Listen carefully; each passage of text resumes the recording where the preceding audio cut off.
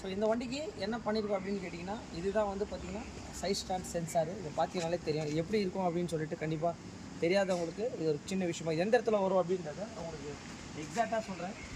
ஏன்னா இந்த மாதிரி விஷயத்தெல்லாம் நிறைய பேர் மாற்றிருக்காங்களான்னு தெரியாது. இங்கே பார்த்தீங்கன்னா தெரியும், இது இப்படி தான் உங்களுக்கு ஃபிட் ஆகும். ஸோ இந்த சென்சார் தான் உங்களுக்கு இஷ்யூ இருக்குது. இங்கே பாருங்கள், டேமேஜ் ஆகிருக்கு.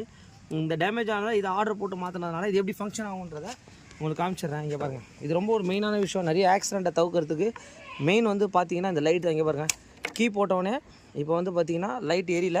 ஸோ ஸ்டாண்டு வந்து இப்படி இருக்குது. இங்கே பாருங்கள், இப்போ நம்ம ஸ்டாண்டை போடுறோம், அப்படியே பாருங்கள் இப்போ சென்சார் லைட்டு எரியுது. இப்போ என்னென்னா இப்போ பாருங்கள், சைட் ஸ்டாண்ட் எடுத்தோடனே ஆட்டோமேட்டிக்கலே போயிடும். ஸோ அந்த மாதிரி ஒரு சென்சார் விஷயத்தை தான் வந்து பார்த்திங்கன்னா இந்த வண்டியில் கொண்டு வந்தாங்க. இது இருக்கிறதே ரொம்ப ஒரு முக்கியமான விஷயம். ஏன்னா ஒரிஜினாலிட்டி ஒரு ஃபேக்ட்ரியிலேருந்து வர்றது. இது ஒரு சின்ன கம்ப்ளைண்ட் தாங்க. இதை கம்ப்ளைண்ட்டை பார்த்து நம்ம ரெடி பண்ணியிருக்கோம்.